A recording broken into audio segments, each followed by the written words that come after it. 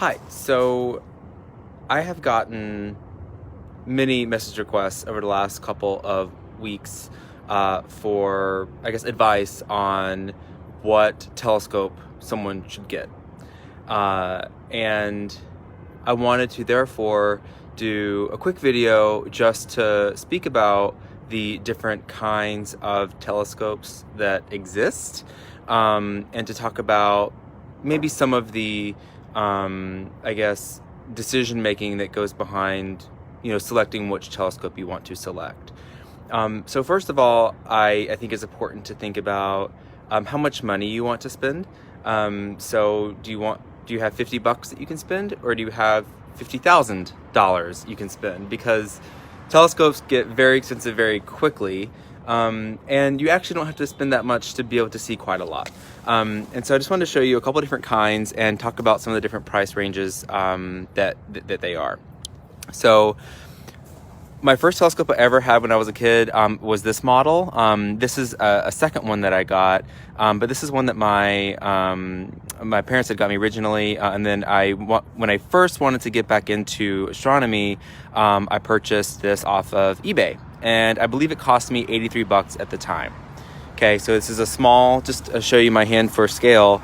It's quite small, it's aluminum, it's very easy to carry, very light, and it has about sort of a 3-inch mirror down there at the bottom.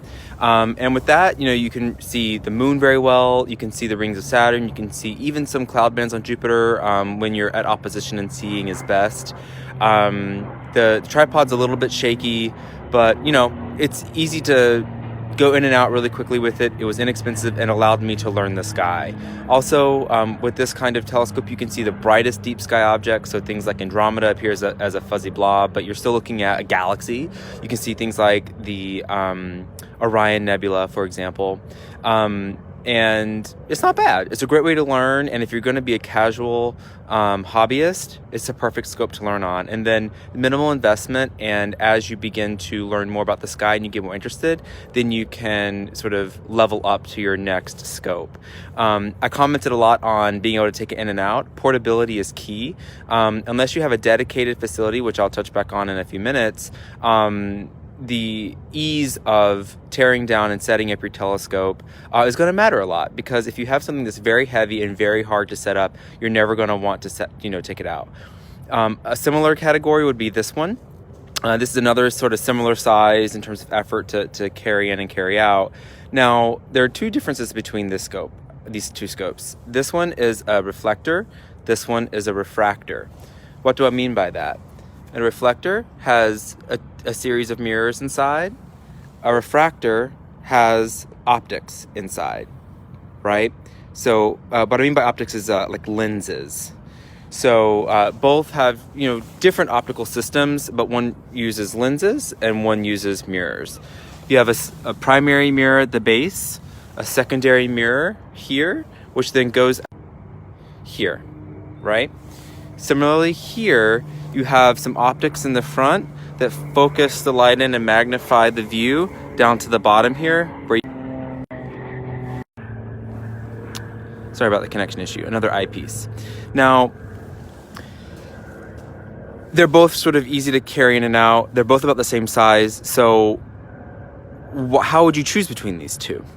This one actually, even though it's the same size, actually is able to magnify better and than this one, because of the type of optics, the way that it does magnify.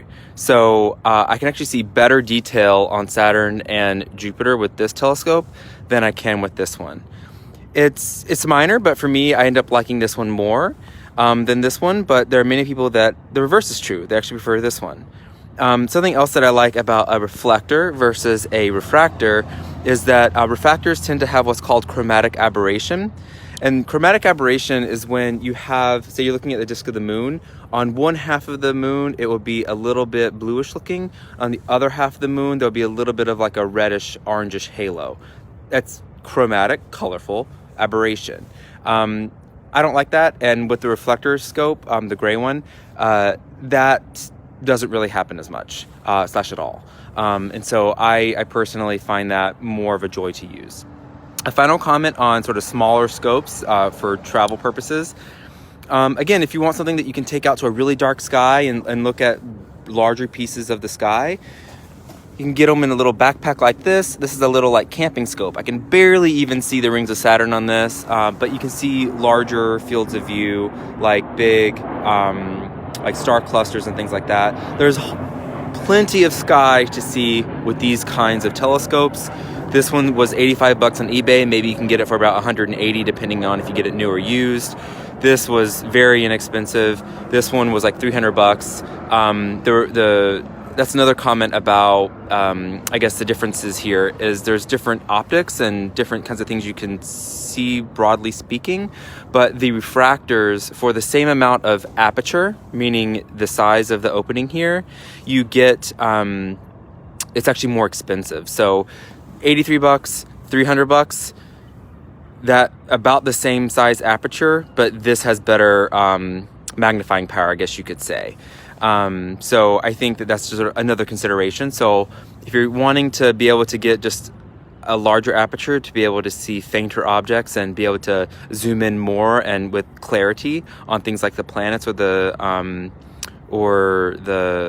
craters on the moon and stuff like that, then you'll probably want to go with a reflector. This is also a refractor. It's smaller. This really is not much more souped up than just a nice pair of binoculars. So if you're a casual person who's interested in just looking at the sky more, something like this is probably more appropriate than something more expensive. You'll be able to use it a lot because it'll be easy to pop outside real quick, even to travel with it. These disassemble into fairly concise things, so you can put it in a carry-on bag. This obviously is a little backpack. So first time going at it, something like this is probably the better choice. Now, if you are someone who is a bit more serious and maybe you know something about yourself, that you want to just jump in and you're going to really just listen to yourself. You know what kind of person you are. So if you're someone who picks up a hobby and 2 weeks later you're done with it, don't go beyond what I just talked about.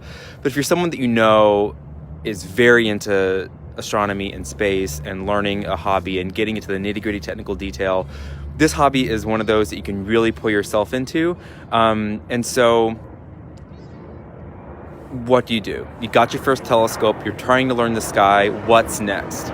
I would say for you to really learn, there's apps called, my favorite app is called Stellarium. So it's iPad, iPhone, computer app. Very easy to set your location and look at different objects in the sky and see what's up in the sky different times of the year. And if you are more of a paper-based person, you can even get a star chart. This is a retro one that my mom got me. You can spin the dial to depending on what time of year it is, face north, and it shows you what constellations are in the sky. And then once you go inside, you actually have star charts. And so you can look at, for example, the Big Dipper, Ursa Major, and you can see, between these two stars, there's a small nebula called the Owl Nebula. There's a galaxy, or another deep sky object called M108. There are two galaxies over here, M81 and M82. So it can show you sort of where things are in the sky. And it's seasonal. So it goes through and says, okay, spring, what can I see in the springtime? And it even tells you what you can see with a naked eye or just something like a pair of binoculars. So there's lots of objects to see without a telescope. But if you really want to look at galaxies and planetary nebulas and double stars and all sorts of things like that, then you got to upgrade. And you can really upgrade. So this is sort of where my hobby took me. And that is because I wanted to do photography. Some people, they just want to look with their eyes, and they even sketch. You can get into drawing objects. But if you're like me, you really want to be able to capture what you're seeing. And very quickly, if you're trying to image with your phone up against the eyepiece with these, you can find you'll do the moon okay, but for anything else, it's really challenging. Because to do astrophotography, you have to take lots of pictures because the sky above us is very turbulent. My last video I talked about how turbulent the moon was, and now I had to do a video and do a stack. So you have to do a stack of the best images that you get. So you might take literally 1,000 images and you might use only 100 of them, depending on how bad your seeing is or how good your calibration is on your system. So that requirement of taking a lot of images that are very high quality means that you have to have some technological improvements to your system. And with that comes heft, meaning weight, and just big systems. And so it becomes much more of a pain in the butt to take your telescope in and out of the house. And so that's why I recently purchased a dome to keep my telescope in, because I wanted to be able to have it set up and calibrated so that I can pop out and, I have an hour, I can pop out, there's a gap in the clouds, I can image something or look at something and then go back inside. And so that's one thing, is if you go too big, so these are like small 3-inch scopes, this is a 12-inch. And so people often get, they want to have a bigger aperture, we call them light buckets, to see stuff. And really, there's only specific reasons why one might need that, and it becomes minimal. So what happened to me is, before I had the observatory, I had to set this thing up and calibrate it every single time I wanted to use it. And it's so heavy. Fully assembled, it's like 250 pounds. There's lots of components. You see the cables that connect here. There's all kinds of wires on the back. And what you can't see because it's daytime here and it's cloudy is I actually have this on a wedge, and it's pointing at the North Star over there, the North Celestial Pole. And what happens then is that takes out one axis of rotation. So then, since I have this on a fork, accounts for one axis of rotation of the Earth. So then basically I can calibrate and take long exposures with my telescope. Long exposure meaning like multiple seconds, maybe even a minute, depending on how good the seeing is and how good my tracking is that night. And so if you wanted to get a system to do that, it can be a few $1,000s, and it's something that you have to really sort of put money aside for, or really do intentionally, because it's a lot of money to do. But it also brings a lot of joy, and this stuff, basically lasts your entire life. It's a hobby that you have forever. So I think it's worth it. I could certainly go on and on about all the things I love about my big scope. It's my baby. But I just wanted to quickly and hopefully succinctly share with you. Hopefully you or someone else you love is interested in astronomy and wants to get your own scope, and you don't know where to begin. I've reviewed a few of the kinds of telescopes that most people, consumers out in the market, would buy for a loved one for Christmas time. These are really sort of what I would go for different reasons.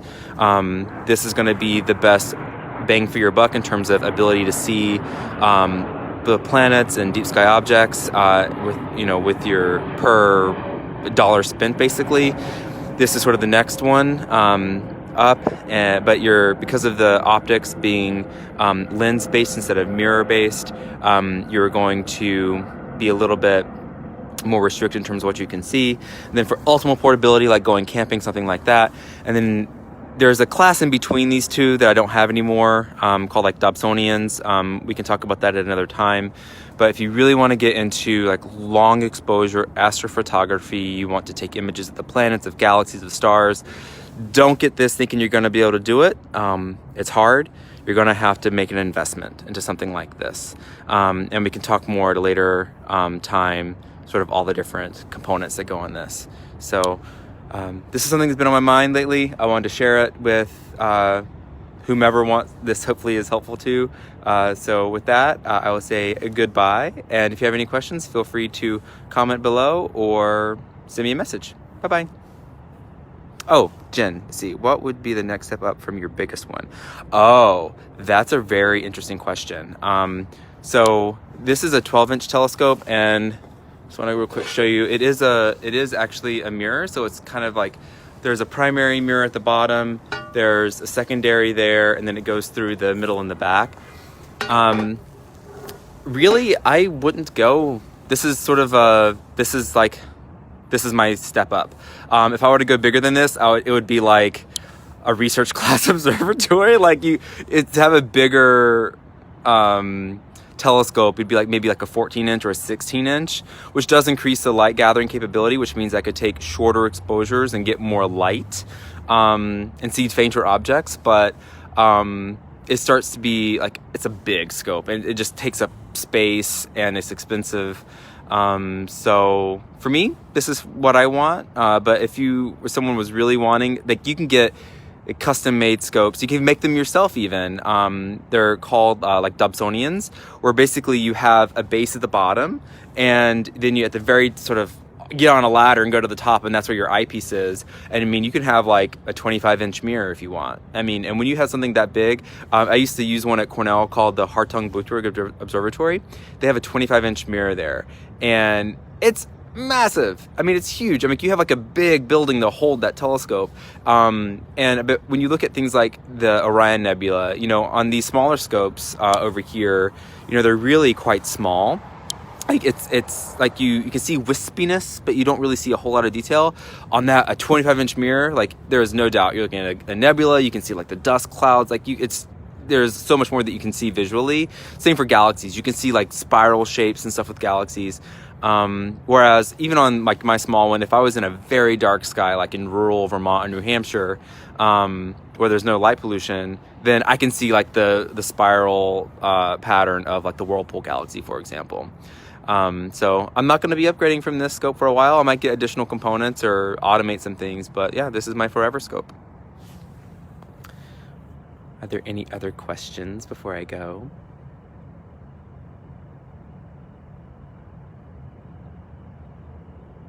Okay then, I'm going to sign off now. If you have any other questions, feel free to message me and I will be happy to answer them. Enjoy the rest of your day.